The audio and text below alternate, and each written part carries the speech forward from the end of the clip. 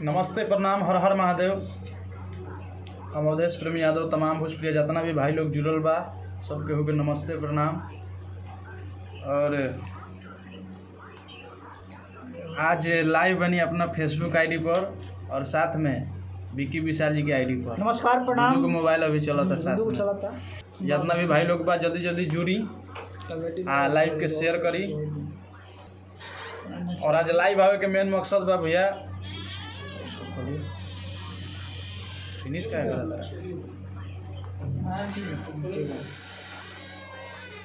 भैया जो कर लेना कि यही में खा लो। और आज ना हो में चला जी कोई नहीं। और आज लाइव आनी अपने फेसबुक आईडी पर आप सबके बता दी जितना भी भाई लोग बा एक बार जरूर शेयर जरूर करी। और आज लाइव आवे के मकसद बा ये है थोड़ा पता फोन है। हाँ कहो ज़्यादा। अब बात हम रोक दे तरीका है कि ये लाइव में डिस्कनेक्ट हो जाता है विशाल जी के।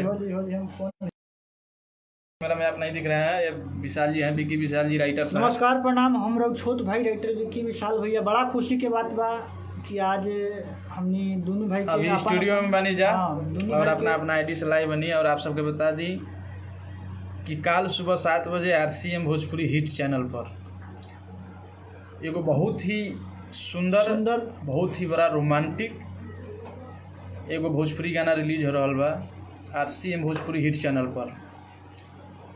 जौना गाना के नाम बा जौन कल 7 बजे RCM भोजपुरी हिट पर खुल रहा बाटे मलत तनी परसों से सरसों के तेल। बहुत ही ज़बरदस्त गाना बा। आप सब वो गाना के सुनी, ढेर सारा प्यार आशीर्वाद दी और जितना हो सके उतना शेयर करी। भाई के प्यार आशीर्वाद दे के ये गाना के आगे बढ़ाई। आप सब जितना भी भाई लोग बा सबके से विनती बा कि कल सुबह 7 बजे RCM भोजपुरी हिट चैनल के खोले के बा सुबह 7 बजे आ भाई के गाना सुन के ढेर सारा प्यार आशीर्वाद देवे के बा। जितना हो सके उतना शेयर करे के बा। ठीक बाद RCM भोजपुरी हिट चैनल पर सुबह 7 बजे गाना खुल रहा बाटे मलत तनी परसों से सरसों के तेल। बहुत ही जबरदस्त प्यार दी आशीर्वाद दी जैसे कि हर गाना के दे तनी।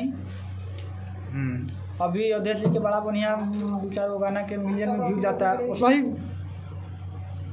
प्यार देवे के बाद आशीर्वाद देवे के बाद writer Rakesh full Masti. I love you Rakesh ji. का हाल बा राकेश भैया? छा गई अवधेश भैया गेंदा के फूल था ये लाइव के। और आप लोग के बीच कल सुबह 7 बजे RCM भोजपुरी हिट चैनल पर बहुत ही ज़बरदस्त रोमांटिक सॉन्ग ये लॉकडाउन के अभी जो समय चल रहा बा में कसहूँ हमनी अपन कोशिश करके आप सबके मनोरंजन करावत नहीं कि आप सबसे होनी बनी जा। ये लॉकडाउन में अपना अपना घर में ही रही सुरक्षित रही अपना परिवार के साथ। जितना हो सके अपना परिवार के देखभाल करी। अनजान जगह पर ना जाइए, अनजान आदमी से ना मिली। लॉकडाउन में अपन सुरक्षा खुद करे के बाद एकदम जियो मोतिहारी के शेर। Love you Munna Kumar ji. यही लॉकडाउन में अपना घर में ही रहे के बा, सुरक्षित रहे के बा बस घर ही से इंजॉय करे के बा, गाना सुने के बा, शेयर करे के बा ढेर सारा प्यार आशीर्वाद देवे के बा। ये लॉकडाउन में भी हमनी कसहूँ कोशिश करके आप सबके बीच गाना परोसत तनी काहे कि आप लोग के मनोरंजन हमनी करा सकी।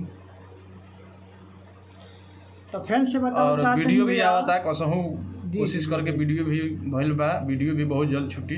RCM भोजपुरी हिट पे कल सुबह 7 बजे बहुत ही बढ़िया सॉन्ग रिलीज हो रहा है। आप लोग उसे सुनिए, प्यार दीजिए, आशीर्वाद दीजिए। जैसे कि जितने भी गाने हम लोग गा रहे हैं उस गाने को आप लोग प्यार दे रहे हैं, उसी तरह इस गाने को भी प्यार दीजिए। भाई लोग तो मैसेज कर रहे हैं, आज हम मैसेज का जवाब नहीं दे पाएंगे, इसके लिए माफ़ी चाहता हूँ। सब भाई के दिल से थैंक यू। जितना भी भाई जुड़ल बा हमनी के लाइव से समय देवे खातिर दिल से थैंक यू, लव यू कि भाई लोग अपना समय निकाल के हमनी के लाइव से जुड़नी। कल सुबह 7 बजे आप सबके बता दी RCM भोजपुरी हिट चैनल पर बहुत ही सुंदर बहुत ही रोमांटिक ये लॉकडाउन के समय में आप सबके इंटरटेनमेंट करावे खातिर गाना रिलीज हो रहा बा मलत तनी परसों से सरसों के तेल।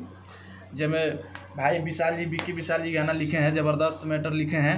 जैसे कि रहुआ प्रत्येक गाना सुनत तनी हमनी के केहू और के बानी फिलहाल ड्राइवर बा अभी बहुत जैसे सारा कि गाना एगो गाना बाजाता गेंदा के फूल तो असही इहो गाना बाटे बस प्यार दी आशीर्वाद दी।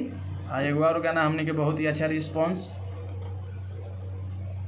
अरे किया रे के सिस्टम में तू है तो हाँ। पसंद बारू हो। अभी कहे के मतलब है भैया कि लॉकडाउन में तनी पोजीशन गड़बड़ बा तो लॉकडाउन में जैसे जी, ही जी। खाली गाना का एंटरटेनमेंट यूट्यूब पर होता काहे कि कहीं साउंड उड तो बाजत जी, नहीं जी, खे कहीं से सुने के मौका नहीं के मिलत काहे कि लगन रहेला तो ओकर बात कुछ अलग रहेला। अभी लॉकडाउन में बस स्टे हम सेफ एकदम रहिए। साथ में मिलाना चाहते हैं ये है आओ आओ नित्या भाई जिनका स्टूडियो है बहुत भाई एकदम सपोर्ट कर रहे हैं क्योंकि लॉकडाउन के इस पोजीशन में इस समय में जो हम लोग का वैश्विक महामारी जो भारत देश में जी, पूरे जी। विश्व में चल रहा है उसमें भी भाई टाइम निकाल कर हम लोगों के लिए इतना कुछ कर रहे हैं तो भाई को दिल से थैंक यू। इनका स्टूडियो है नित्या रिकॉर्डिंग स्टूडियो ननौरा जी जी जी जो ननौरा हम लोग का बाजार चौक पड़ता है यहाँ पे है। भाई अपना कीमती समय निकाल कर हम लोग के साथ रह रहे हैं रिकॉर्डिंग कर रहे हैं इतना समय दे रहे हैं तो दिल से थैंक यू। कहीं ना कहीं इनका भी योगदान है इसमें तो भाई को लव यू थैंक यू कि आप इतना और बहुत बढ़िया स्टूडियो है भाई का नित्या रिकॉर्डिंग स्टूडियो। अभी हाल फिलहाल में जितना भी गाना जा रहा है इन्हीं के रिकॉर्डिंग स्टूडियो से। अनुराग लिख रहा है आइए ना भूजा खाने आ रहे हैं भूजा खाने भी आ रहे हैं भूजा आ गया है हम लोग का। तो भाई का स्टूडियो है नित्या रिकॉर्डिंग स्टूडियो और बहुत ही अच्छा स्टूडियो बनाए हैं भाई। तो इस स्टूडियो को भी आप सब प्यार आशीर्वाद दीजिए। और इन्हीं स्टूडियो के रिकॉर्डिंग से जो रिकॉर्डिंग हुआ है जो कल सुबह 7 बजे RCM भोजपुरी हिट चैनल पर जी, जी। खुल रहा है मला तनी परसों से सरसों के तेल जिसमें विकी विशाल जी गाना लिखे हैं और संगीत दिए हैं भाई विकास यादव जो कि गोपालगंज के हैं बहुत ही अच्छे म्यूजिक डायरेक्टर हैं अच्छा काम कर रहे हैं अच्छा दोस्त भी हैं।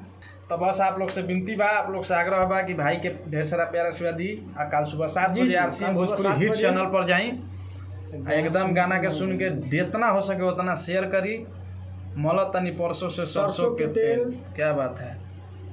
ढेर सारा सुनिए। लॉकडाउन में अपना घर में रही सुरक्षित रही घर परिवार के अपन ख्याल रखी बस इंटरटेनमेंट करते रही। बाकी हमने के पूरा कोशिश बा कि जितना भी भोजपुरिया भाई लोग बा जितना भी चाहे वाला जितना भी सुने वाला जितना भी देखे वाला भाई बा सब केहू के हमनी कोशिश करत तनी फुल इंटरटेनमेंट करावे के। जी तो बस यही में लागल बनी अपन प्यार आशीर्वाद दी ताकि हमनी सभे कलाकार जितना भी राइटर लोग बा चाहे रिकॉर्डिस्ट बा स्टूडियो वाला सब केहू के में योगदान बा सब केहू आप लोग इंटरटेनमेंट करावत रहे। Love you thank you RCM Bhojpuri hit channel पर।